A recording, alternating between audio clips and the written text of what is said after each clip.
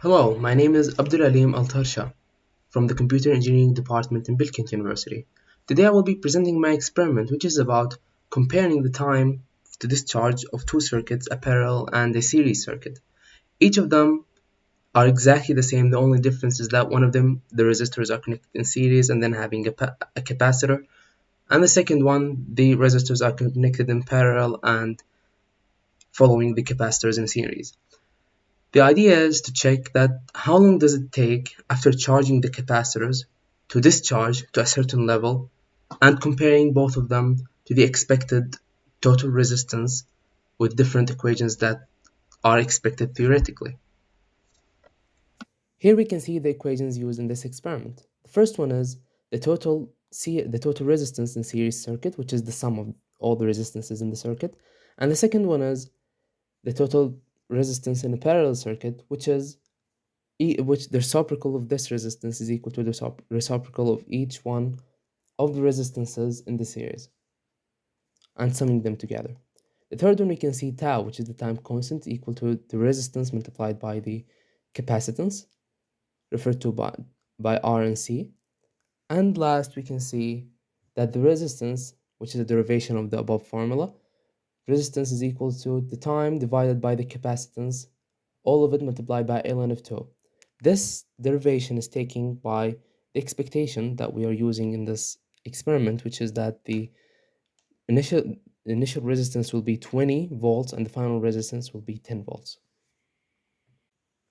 And regarding the error, we're using the following equation to calculate the error in the experiment, which is experimental value minus theoretical value divided by the theoretical value and taking the absolute value of this division and multiplying it by 100 and getting, for our case, 3.69%.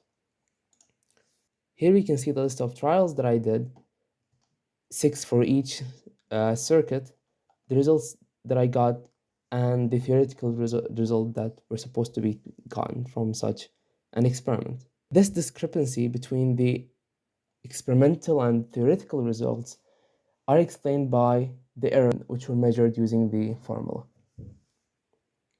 And now we're going to see the experiment in live version. Measuring the difference between series resistors and parallel resistors connection. Here with the first circuit we have two resistors connected in series and one capacitor connected in series. 20 volts from the DC. I'm measuring the ammeter.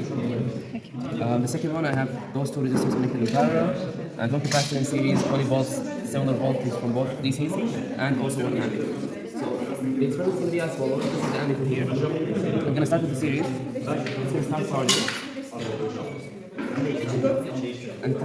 We're going to wait until it stabilizes. Okay, so now this one is almost stable, 18.8. And here we have also the parallel one is almost stable for 18.52. Now we're going to use the timer for each one of them to measure how long does it take for them to charge until 10 volts.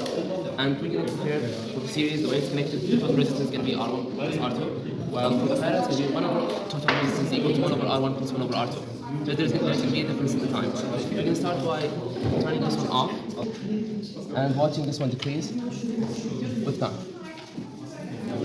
I'm almost done. Now we can stop the time at 3 minutes and 42 seconds. Now we're going to apply the same thing here to our parallel series. If it is connected, it's stabilized. We're going to turn it off. I'm going to watch it drop. So now we got almost done. The time is 44 seconds exactly. We're going to take 44 seconds for our measurement. And the difference between those two lines, since everything is the same for both experiments, the difference is dependent on the two resistors here, and the difference in resistance causing different times. And that's it.